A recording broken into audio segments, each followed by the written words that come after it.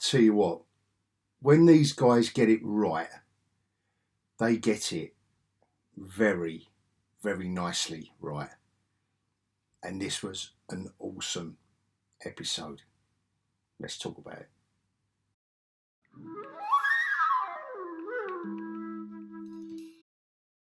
Bonjour.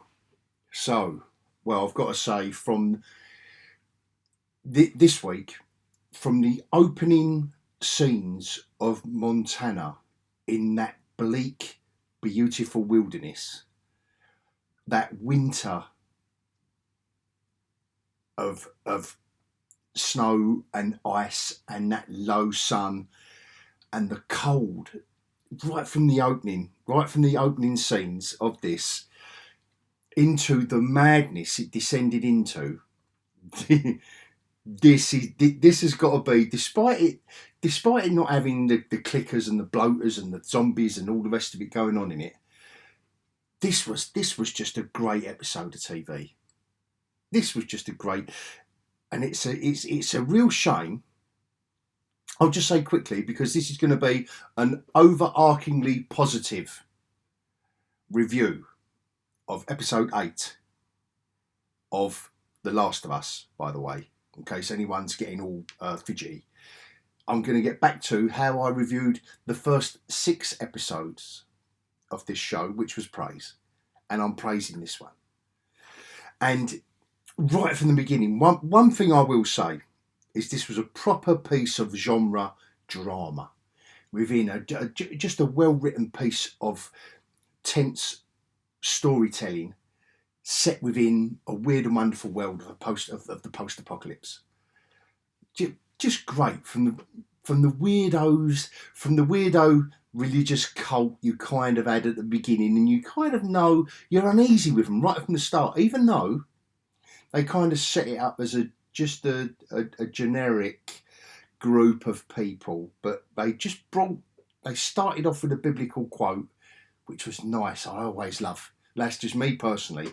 I just love a little bit of that, because that usually is the portent of doom when you get a religious quote in a series or an episode or a film, whatever it is. It's normally that portent of doom, set against the bleakness of Montana, or wherever we are in America. I don't know if we're still in Montana. Forgive me on my American geography, because I am obviously not American.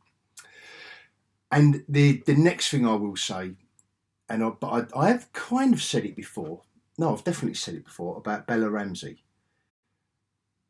And she is, for me, what an actress. What a superb actress. And this was her episode. All day long, this was her episode. And my God, she delivered. She delivered, because this is something you would not expect from a young teenage girl character, and how and oh yes, and she did deliver. And it wasn't just, and again, like I've said throughout this series, I've really enjoyed her interaction with Pedro Pascal, with those Joel and Ellie characters. I really do wish they'd focused on it more. I really do. I'm not going to stray off, because I will do a summary of this series and where it could have been better and where it has gone wrong. And I know it's adhered to the game, so all you gamers out there, because let me just say, for anyone who's just joining my channel, I am a non-gamer. And overall, I've really been enjoying this show, and this episode particularly I enjoyed. And the beautiful moment when Ellie gets that penicillin and just gives it, she doesn't know where to put it, just so beautifully done and beautifully written, these scenes where it's just, and they give a moment, and I did say in one of the earlier episodes, a moment to breathe and a moment for her to just put an arm around Joel. Not a full-on spooning cuddle, but just a nice touching moment where you realise the fragility of both of their predicaments. Joel laying there under a blanket, in a kind of semi-coma, trying to recover from his wound, and Ellie on her own thinking, what am I going to do if he died? Like the fragility of their predicament, I thought was a beautiful moment as she's kind of just putting her arm. It was just great. It was just great. And then, obviously, we're introduced to this new group of people, which yet you know that when they've introduced them, or no, I hoped, and they fulfilled my expectations completely, because as soon as they was introduced, I thought, I hope this ain't a flashback, and I hope that they're around about, and they were.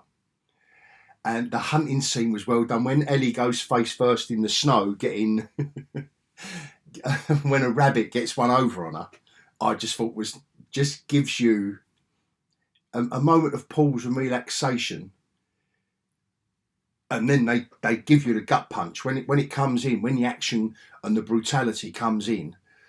The fact with what they've done with Ellie and the rabbit, kind of just to relax us a little bit.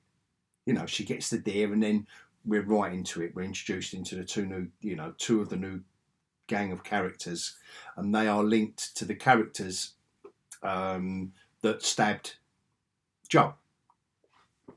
And that was all very, very neatly tied in.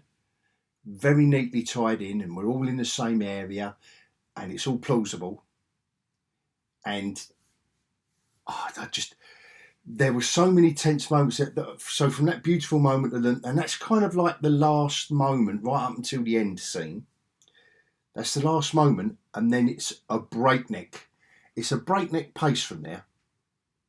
It's a breakneck pace because Ellie realises they're going to, she's got that.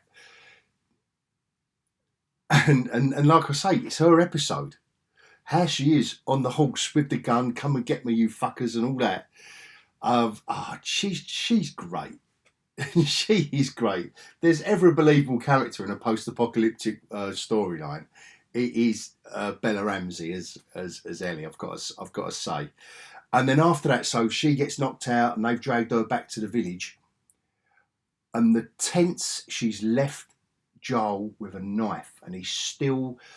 And let's not get into the. I'm not. Listen, I've got no medical training whatsoever. All I know is the way they've wounded Joel and given him time to heal.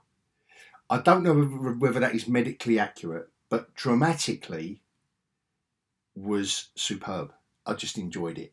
The fact that I thought she might have got a bucket when she put a bucket of ice underneath the horse's mouth to give him a little bit of a drink. She was just collecting snow. Sorry, not ice. Collecting snow in a bucket and giving it to the horse. I thought she might have used that to try and wake up Joel, like to snap him out of his kind of semi-coma he's in. And she puts the knife on him and said, anyone who comes near you, kill him. And my God, so they do the house-to-house search, and that was tense.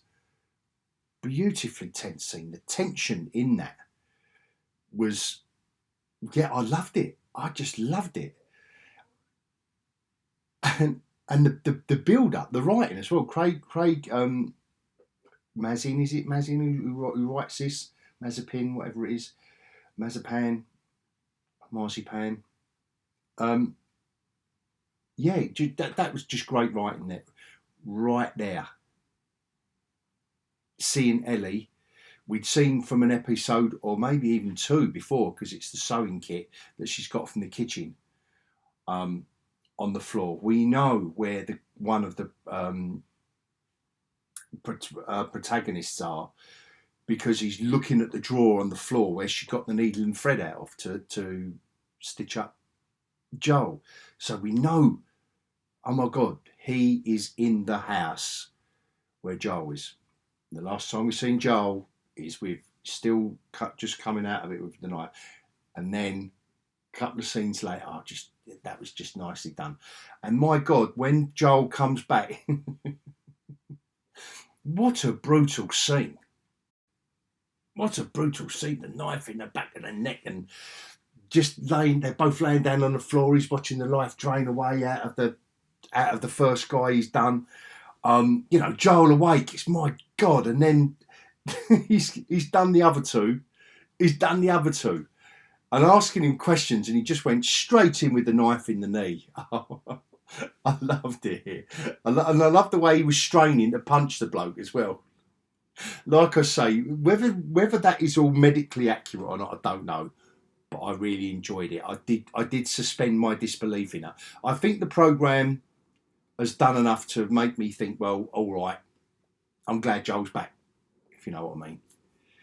I don't want to go there because I don't want to investigate the medical background of that. All I know is I'm enjoying him wincing every time he punches that bloke round the face to get the information he wants.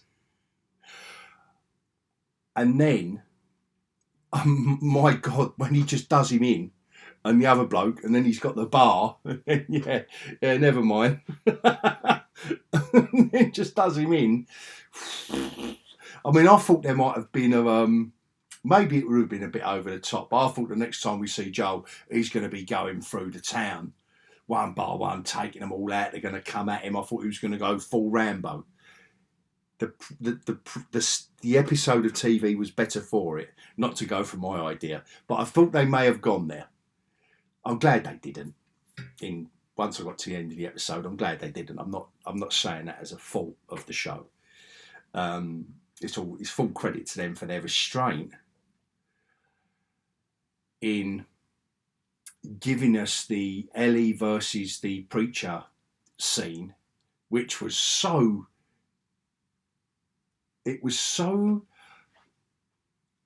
pumped up and over the top.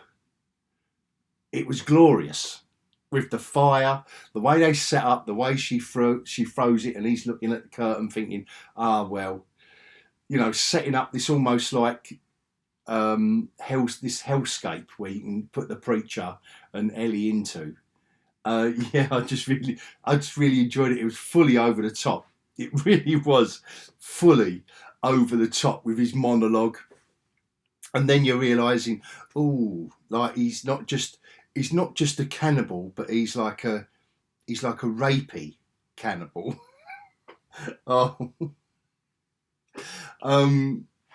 Glorious stuff, and it just ticked so many boxes for an episode of genre TV for me.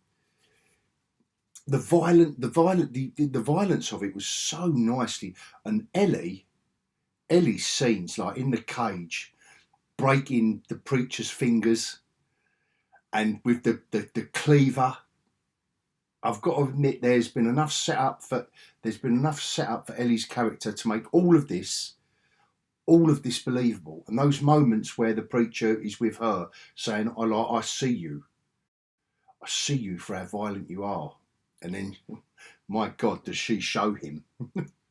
She shows him, and so does Joel, to be fair. And the culmination of all that extreme violence and that, say, second half, or maybe you could call it the third act of this episode,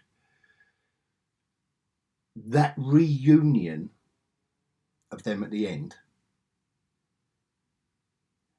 I've got to say, it choked me up. It choked me up. They managed to convey, the creators of this show had managed to convey a desperate time apart, and how glad they are, especially after that last Ellie scene with the preacher where she's doing him with a cleaver. I thought they might have gone a bit more full on gore. Doesn't matter. It didn't detract from it. That's just a side note. But that reunion scene at the end of this episode, top. It was just top mark, top of everything for me. That momentum. So anyway, that is this week in summary. The cannibal group, and it was Ellie's episode.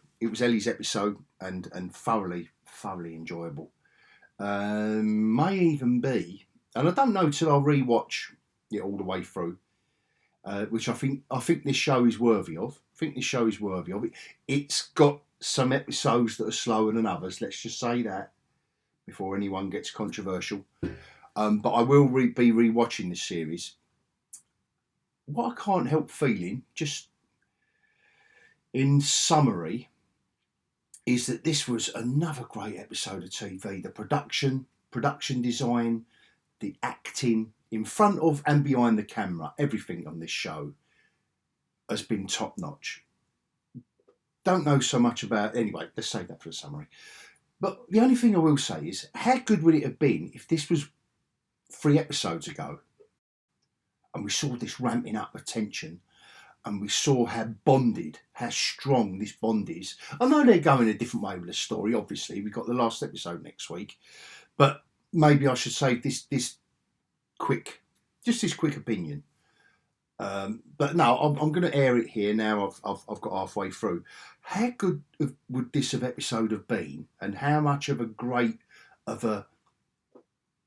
how excited would we have been in anticipation of the rest of the series if this was episode 3, maybe, or episode 4? This was midpoint. If this was midpoint and Joel and Ellie's relationship had got to such an extent, that reunion, and I will say again, it was so beautiful. It really was. It does choke you up. It really does, that they found each other again. But how strong would that have made the second half of this series if they could have done that halfway through? But I don't know where they're going with the last episode, so let's put that to one side and leave it at the fact that I thought this was absolutely superb for an hour, transfixed for an hour. Couldn't wait for each scene to unravel. So on that note, please, I was liking the amount of comments I was getting last week, so please let me say a few comments if you agree as well. If you agree with me, but if you disagree, I am still up for you. Please comment. Please like, dislike, comment. Because do you know what? At the moment, YouTubers at the level I'm at, I'm the ones I'm subscribing to, I think we're all saying the same thing, which is YouTube aren't doing us any favours at the moment, passing on our videos to our subscribers, and so you can hit the notification bells and all that, and do the likes and do comments. YouTube are kind of mucking us about a bit at this level, so it really, really does help. Even if you put a little thumbs up emoji or a thumbs down emoji in the comments, or I'd rather have a discussion in the comments, but it just helps us all out if you want to do that. So like, subscribe, comment, please. And I do love getting into a discussion with everyone, as long as it's kept polite, to be fair. But anyway, come at me if you need to, if it gets it off your chest. But yeah, I like getting into it. No one's life's at stake. So on that note, I will bid everyone adios.